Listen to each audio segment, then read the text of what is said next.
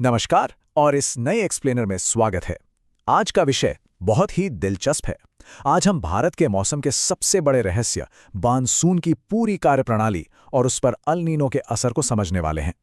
मतलब आसमान में जो काले बादल छाते हैं, बिजली कड़कती है और झमाझम बारिश होती है, ये सब यूं ही नहीं हो जाता।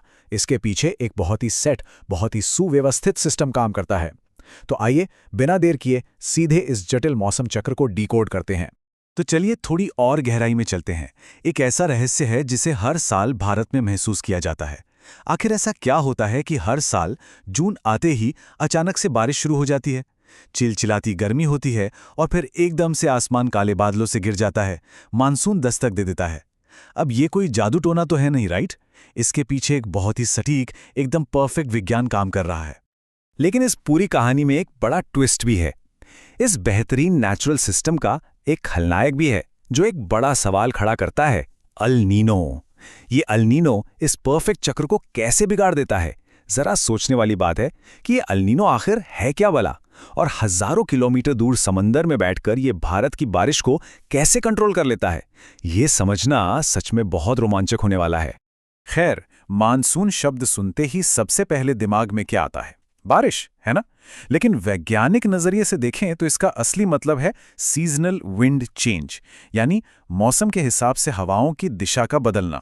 असल में ये पूरा का पूरा खेल उन हवाओं का है जो समंदर के ऊपर से गुजरते हुए अपने साथ भारी मात्रा में नमी, यानी बहुत सारा पानी लेकर आती हैं और भारत के ऊपर उड़ेल देती हैं। इस विज्ञान को थोड़ा आसान भाषा में समझते हैं। इसके लिए एक बहुत ही बढ़िया और एकदम घरेलू सा उदाहरण लेते हैं। चलिए मान लेते हैं कि चूल्हे पर एक लोहे का तवा रखा है और बगल में एक बर्तन में पानी। अब दोनों को एक साथ गर्म करना शुरू करते हैं। विज्ञान का एक बहुत ही बेसिक सा नियम यहाँ काम करता है। तवा जो धातु का है वो बहुत बहुत तेजी से गर्म हो जाता है, वहीं दूसरी तरफ पानी को गर्म होने में काफी वक्त लगता है। ये एकदम बेसिक फिजिक्स है जो तापमान के बदलने की स्पीड को दिखाती है। अब बस इसी तवे और पानी वाले कंसेप्ट को पृथ्वी के बड़े से नक्शे पर लगाकर देखते हैं। भारत की विशाल जमीन बिल्कुल उस तवे की तरह है। गर्मियों में ये जमीन बहुत ही तेजी से तप जाती है, जिससे वहां बन जाता है लो प्रेशर, यानी कम दबाव का क्षेत्र। और दूसरी तरफ जो आसपास का विशाल समंदर है वो उस पानी की तरह है जो धीरे धीरे गर्म होता है। इसलिए जमीन के मुकाबले समंदर का तापमान ठंडा रहता है और वहां हाई प्रेशर यानी उच्च दबाव बना रहता है। और यहीं पर आता है सबसे जरूरी पॉइंट। हवाएं हमेशा बिना किसी अपवाद के हाई प्रेशर से लो प्रेशर की तरफ भागती हैं। ये दबाव का जो अंतर है ना, ये एकदम एक विशाल वैक्यूम क्लीनर की तरह काम करता है। समुद्र के ऊपर की हाई प्रेशर वाली ठंडी भारी हवाएं जमीन के लो प्रेशर वाले हिस्से की तरफ पूरी ताकत से खींचने लगती हैं। और क्योंकि ये हवाएं समुद्र के ऊपर से आ रही हैं, तो जाहिर है ये अपने साथ ढेर सारी नमी भी खींच लाती हैं। बस यही है हमारे मॉनसून का असली इंजन। अब सवाल उठता है कि समंदर से आने वाली इस नमी भरी हवा का आगे होता क्या है? चलिए इसे एक चेन रिएक्शन की तरह देखते हैं। सबसे पहले ये नमी वाली हवा जमीन पर पहुंचकर ऊपर की तरफ उठने लगती है। जैसे जैसे ये ऊपर जाती है, तापमान कम होने लगता है और हवा ठंडी हो जाती है। अब ठंडी होने पर क्या होगा? हवा के अंदर की नमी जमने लगती है, जिससे बड़े बड़े बादल बनते हैं। और फिर फाइनल स्टेप, ये जमा हुआ पानी भारी होकर बारिश की बूंदों के रूप में सीधे धरती पर आ गिरता है ना? कॉज एंड इफेक्ट की एक कमाल की सीरीज।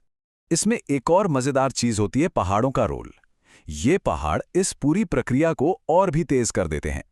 जब समंदर से आने वाली ये भारी पानी से लदी हवाएं पश्चिमी घाट जैसे ऊंचे पहाड़ों से सीधे जा टकराती हैं, तो पहाड़ों की वजह से इन हवाओं को अचानक से और ज्यादा ऊपर उठने के लिए मजबूर होना पड़ता है।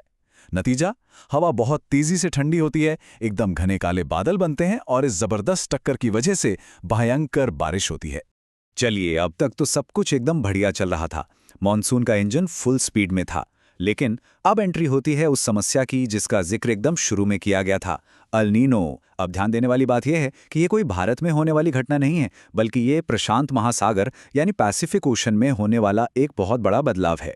इस बदलाव में होता यह है कि महासागर का पानी असामान्य रूप से बहुत ज्यादा गर्म हो जाता है। दुनिया के एक कोने में कुछ हो रहा है, लेकिन उसका सीधा असर पूरी दुनिया के मौसम पर पड़ रहा है। इसको ऐसे समझते हैं, जो नॉर्मल साल होते हैं ना, उनमें प्रशांत महासागर में नीचे से ठंडा पानी ऊपर सतह पर आता रहता है, जिससे पूरी दुनिया में हवाएं अपनी सही दिशा में और पूरे जोर से बहती हैं। लेकिन अल नीनो वाले सालों में मामला पलट जाता है।